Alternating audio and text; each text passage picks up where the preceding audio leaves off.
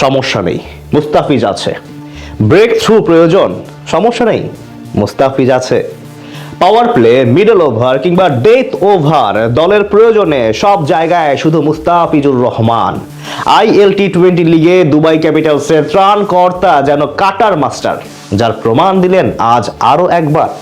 তাসকিনদের বিপক্ষে ফিজের আজকের পারফরমেন্স নিয়ে বাকিটা জানবো রিপোর্টে।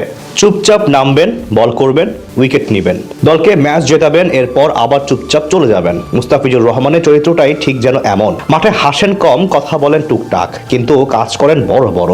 যতবার দলের প্রয়োজন পড়ে আক্রমণে এসে সেই প্রয়োজন মিটিয়ে আবার চলে যান নিজের মতো নিজে।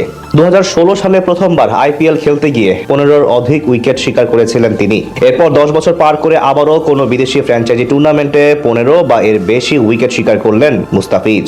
এখান থেকেই বোঝা যায় ধীরে ধীরে সেই পুরনো ছন্দে ফিরে এসেছেন বামহাতি এই পেসার, যার প্রমাণ দিলেন আজ আরো একবার। এদিন গুরুত্বপূর্ণ ম্যাচে শারজাহ ওয়ারিয়র্সের বিপক্ষে মাঠে নামে তার দল দুবাই ক্যাপিটালস। দুবাই আন্তর্জাতিক ক্রিকেট স্টেডিয়ামে শুরুতে টপ অর্ডারের উইকেট হারিয়ে খানিকটা বিপদে পড়লেও সিকান্দার রাজা এবং জনসন চার্লসের জুটিতে ঘুরে দাঁড়ানোর চেষ্টা করছিল শারজাহ ওয়ারিয়র্স। তাদের জুটি ভাঙতে একের পর এক পরিকল্পনা করেও সফল হতে পারছিলেন না অধিনায়ক মোহাম্মদ নবী। ঠিক সেই মুহূর্তে উপায় না পেয়ে আক্রমণে আনেন মুস্তাফিজুর রহমানকে, আর বোলিংয়ে এসে 14তম ওভারের প্রথম বলেই সিকান্দার রাজাকে দারুণ এক ব্যাক অফ লেন্থ ডেলিভারিতে পরাস্ত করে নিজের বলে নিজেই ক্যাচ নিয়ে আউট করেন তিনি। সেই উইকেটের পরই রানের গতি কমে যায় প্রতিপক্ষ শারজাহ ওয়ারিয়র্সের, অর্থাৎ দলের প্রয়োজনে মিডল ওভারেও বল করতে শিখে গেছেন দ্য ফিজ।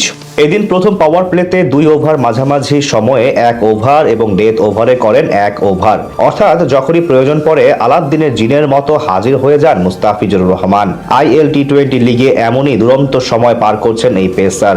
আজ 4 ওভারের কোটা পূরণ করে মাত্র 27 রান খরচ করে নেন প্রতিপক্ষের গুরুত্বপূর্ণ এক ব্যাটসম্যানের উইকেট। সব মিলিয়ে বলা চলে IL-T20 লিগে স্বপ্নের মতো সময় পার করছেন তিনি। প্রথমবারের মতো টুর্নামেন্টটিতে খেলতে গিয়ে 8 ম্যাচ খেলে 15 উইকেট শিকার করেছেন মাত্র 15.5 গড় এবং ওভার প্রতি কেবল 8 রান খরচ করে, যেদিক থেকে পেছনে ফেলেছেন সব সেরা সেরা পেসারদের।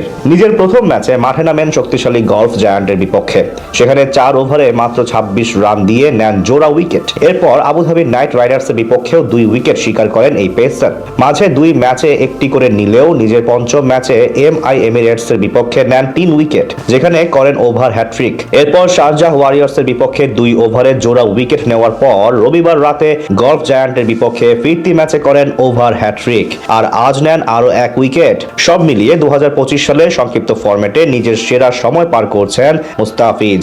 আর তাই তো বাংলাদেশি মুদ্রায় প্রায় 12.5 কোটি টাকার বিনিময়ে IPL এ ডাক পেয়েছেন আমাদের মুস্তাফিজুর রহমান।